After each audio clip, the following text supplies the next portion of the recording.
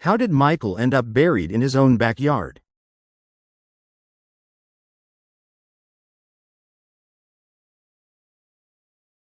Born October 30, 1982. Lori married Michael Shaver straight out of high school. They had 2 children together.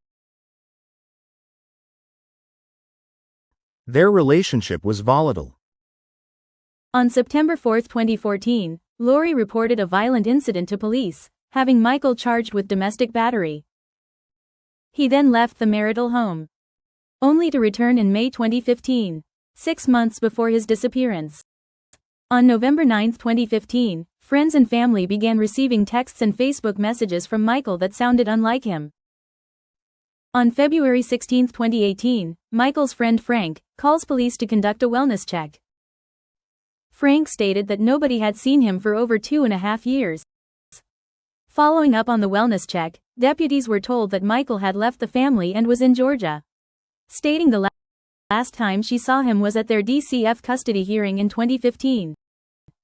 Lori initially consented to the property being searched, but quickly withdrew her consent when the deputies wanted to check the backyard fire pit.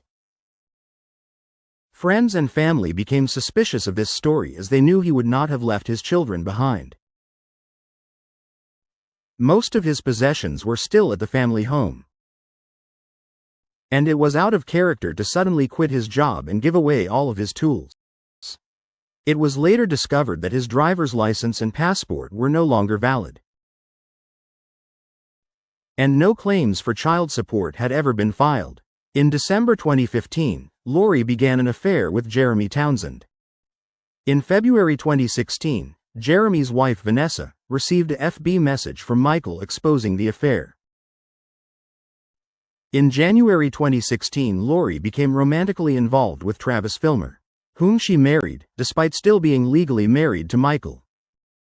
During the investigation, Travis told police that Lori had told him something bad had happened and there was a body on the property. On March 9, 2018, Michael's remains were recovered buried 3 feet beneath a concrete fire pit on the marital property. Michael's remains were wrapped in a tarp and he had a gunshot wound to the back of his head. The single .38 caliber projectile was recovered.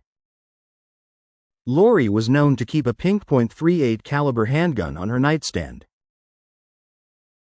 She had since sold the handgun to a neighbor who turned it in to police.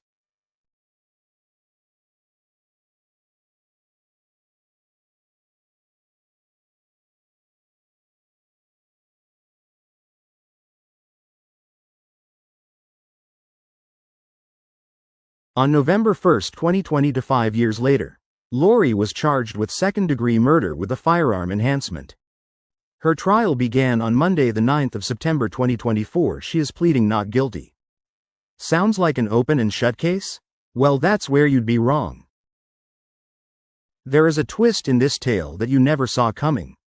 Watch the full twisted trial on our YouTube channel.